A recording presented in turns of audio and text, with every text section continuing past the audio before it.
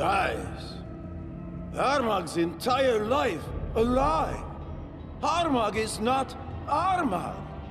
The sword says it is Armag. The sword, it calls Armag an imposter. What now? What? What to do? Who is Armag now? Hush, my boy. Calm. You really are Armag. There have been no lies. But your soul has slept in the sword for so long, it just doesn't recognize you. It will soon, though, and everything will be all right. You know you are a hero, a great chieftain, the greatest of all chieftains ever born into this world. Remember that. Hold on to it. Great deeds await you. Soon. Very soon.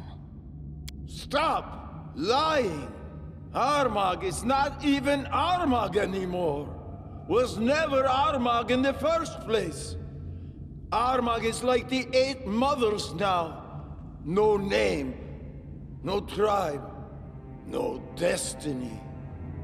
What's left now? What? Only revenge!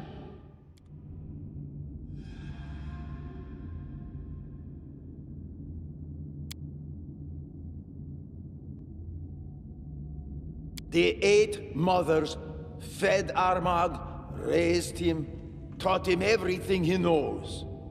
Since he was born, Armag knew no other family and no other tribe. They told Armag of his great past and his even greater future. And every word was a lie. Armag was just their trained dog. He jumped when told, growled, tore their enemies to pieces. He had no idea for what or why he was fighting. One more thing.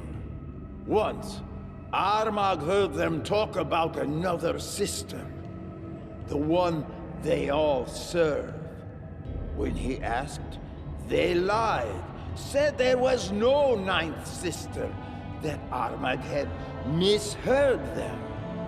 He should have understood then that they weren't to be trusted. Those who lie once are not to be believed twice. Armag, the great chieftain of the past, was buried here.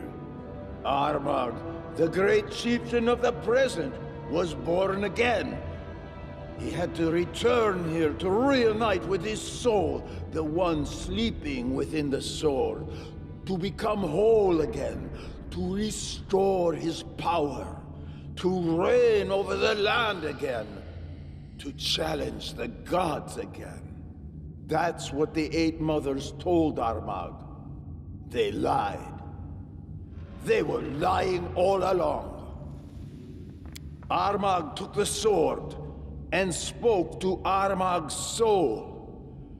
The sword said Armag was not Armag, but just an impudent brat. Ancient Armag's rage blazed like a torch in the night. All that was hidden was unveiled at once. Everything. The 8 mothers raised Armag, and since childhood they kept saying Armag was a great man with a great destiny. Lies! Lies and more lies! Armag is not Armag. Armag is just a toy for the 8 witches. But no more. Armag's life is over. But at least he dies free from all lies. A lie is what Nyrissa and her servants live, and I was part of that lie. Ancient Armag, great chieftain of the past, invincible hero, Gorham's champion. He served only Gorham, not his people, no. Only Gorham. When he killed, it was not to feed his people, not to gain glory, not for wealth, not for power. No, It was the other way around. He fed his people to make them better killers. The blade was thirsty.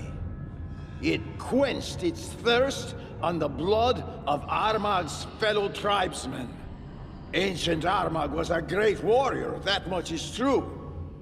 But he was a bad chieftain. He would send his people to their deaths for no good reason. Armag wasn't a hero. Armag was a kinslayer. This ancient Armag was a scum, if what you say is true. And some just love to venerate some dead wretch. The Eight Mothers used to say that today's Armag is a great chieftain, just like ancient Armag. He would defeat anyone he wanted as soon as he could find his soul. They said all he needed to do was find the tomb. Then he could conquer Restov, conquer all of Brevoy. Just find the tomb. But did ancient Armag need some stupid tomb? No! He just fought and won! If Armag is really Armag, he would be bound to win. But this Armag is not that Armag. He led his people into a trap. Realized too late that he won't be able to take Restov. And that's when the Eight Mothers told him they had found the tomb. Armag entered the tomb to become stronger, to save his people, to bring them glory and riches. But all he found was death. Ancient Armag and present Armag have that in common. The soul, trapped in this sword, his power became his curse. But the sword's curse brought Armag's power too. His rays burned away all lies, burned away false destiny. Armag sees things clearly now. Armag will create his own destiny. A living soul is stronger than any ancient dead man. The ghost in this sword can whisper whatever he likes. He will never dominate Armag again. The one holding Armag's life in his hands didn't take it. This cannot be forgotten. Let us fraternize, become sworn brothers. Brothers. Oh, I think I shed a tear from my left eye. It's all emotions. Such a beautiful finale of the story. I can't wait to write it down. Turning an enemy into a friend and giving him hope. I believe Sarenrae herself smiled at your deeds today.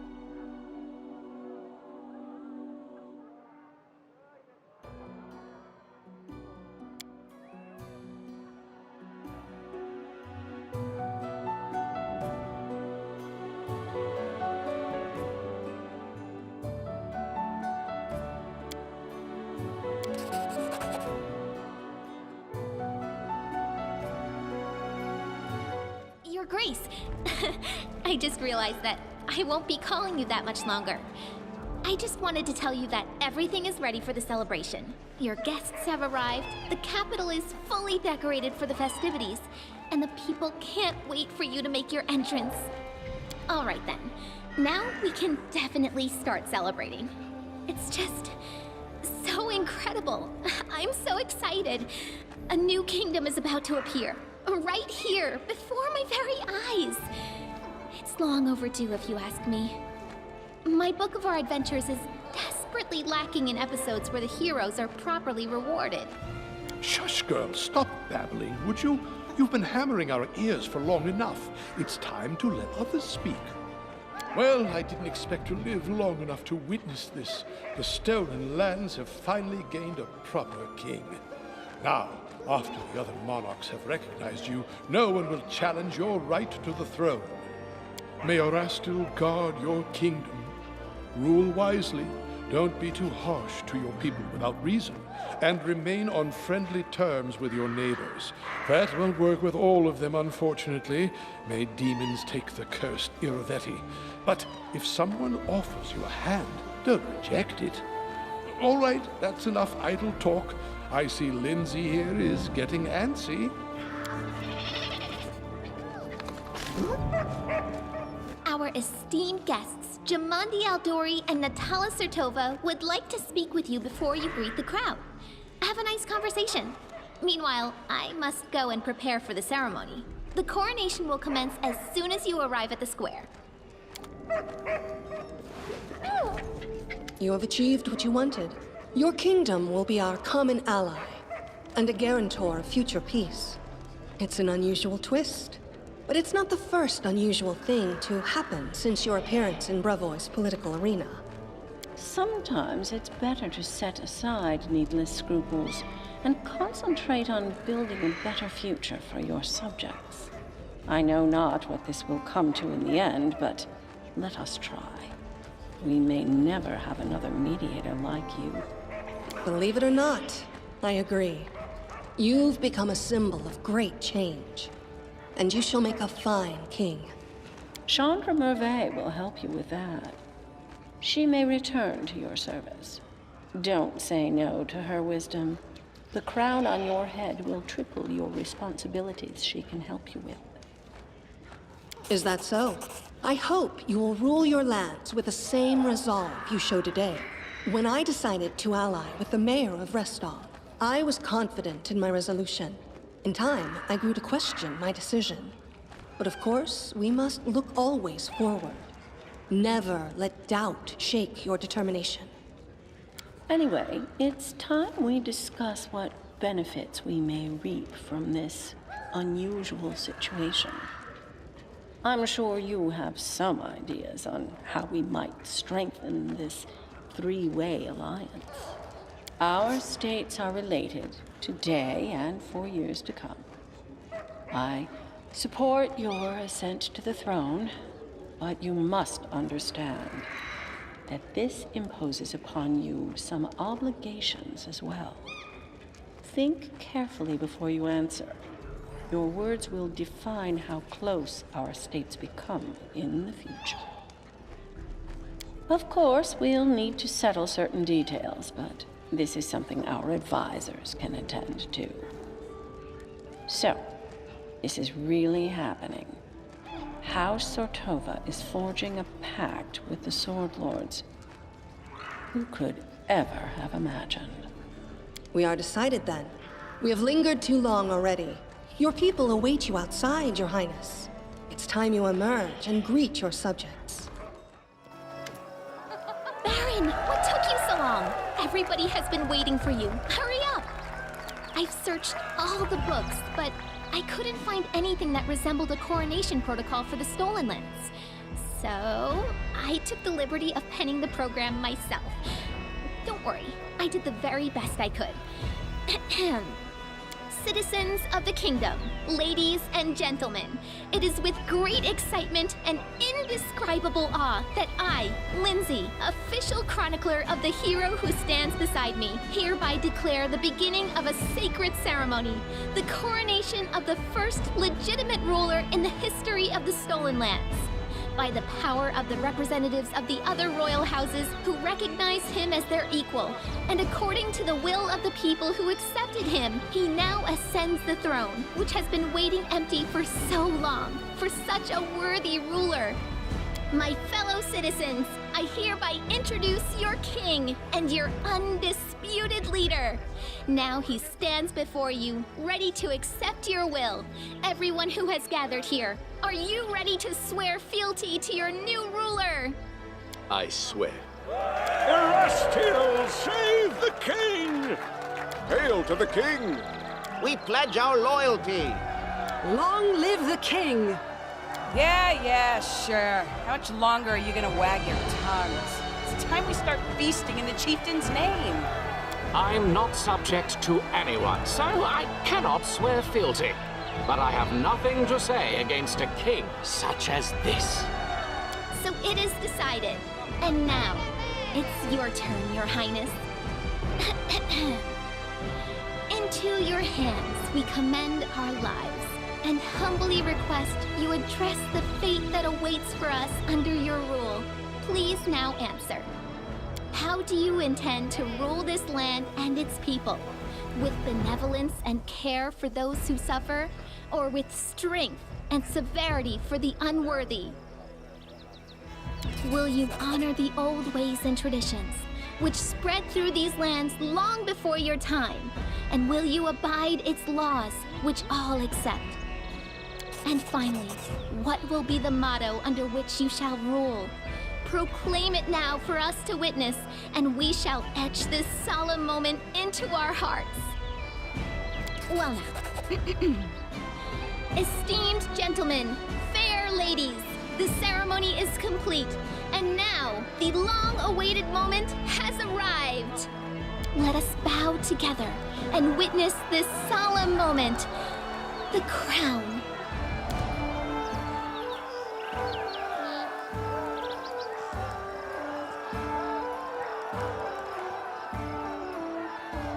Speech, Your Highness. According to tradition, we need a speech. Ladies and gentlemen, His Highness wishes to give a speech.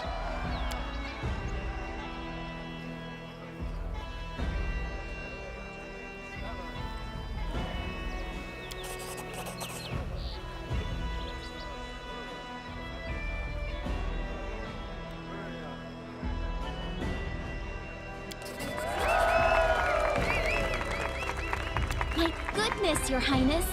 I always knew you were a man of many talents, but your gift of eloquence is without equal. The king has spoken! Hail to the king! Hail to the king! Let His Highness's name be praised throughout the century. Hail to the kindest ruler in all the lands! What passion! What intensity! Indeed, the Rushlight tournament would be incomplete without your participation. Listen to me. By His Highness's declaration, the celebration has begun! We've heard enough speeches. Now let us enjoy the feast and raise a toast to the health of our king.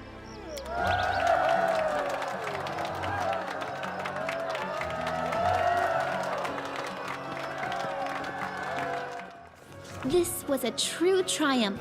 Forget some simple barony. Our ruler now wore the crown of a monarch. The time had come for royal feats and equally royal dangers.